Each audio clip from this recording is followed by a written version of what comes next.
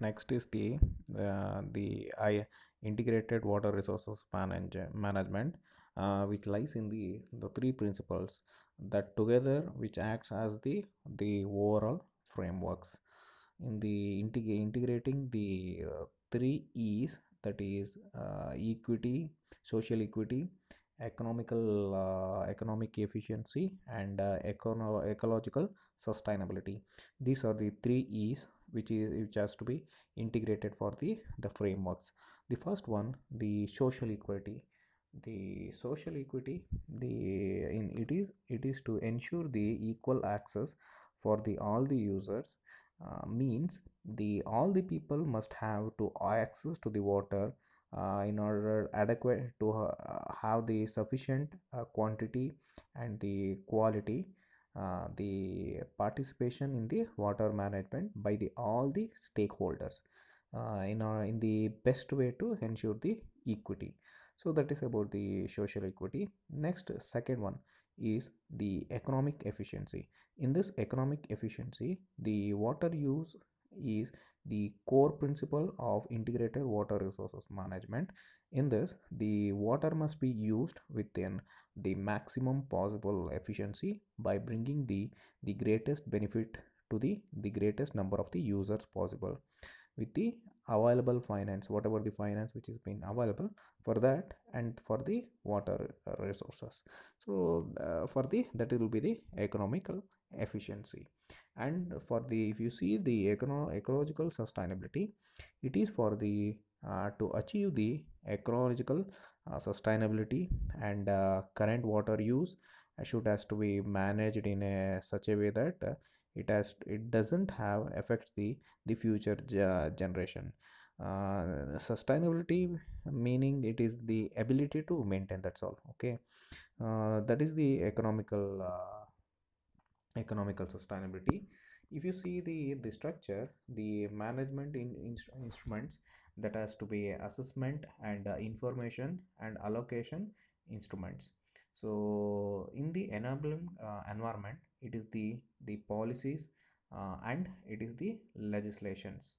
So if you go for the institutional framework, it is the central or the local bodies and the river basins and private public partnerships or public private interference. So all this, it has to be balance the water for the livelihood and water for the resources. So in this, in this, the way the change, it changes the way of thinking, and in this the monitoring process will be progressed, which uh, where the recovery of the water resourcement and the whatever the ecosystem, aquatic ecosystems conflict, and the economic assessment, pollution loads, ambient water, and the planning resources which which you have used, the environmental assessment, international cooperation, information and the data monitoring, the water availability and the water accessibility, water resource assessment, and the water allocation and the water use. So all these are the importance of the water resources management. In this, uh, each the planning, monitoring and administrating, so each carries the its own importance. In this, the whatever the principles in water resource management is based on the other four principles also, that is the Dublin principle. In the Dublin principle, in the first principle, the fresh water is the finite and the vulnerable resources which is essential for the sustain life and development and the environment. In this, the water sustain life in all its forms, and it is required for the many different purposes and the functions and the service. Therefore, the holistic management has to be involved for the demands placed on the resources and the threats to it. So second one is the creating the water sensitivity.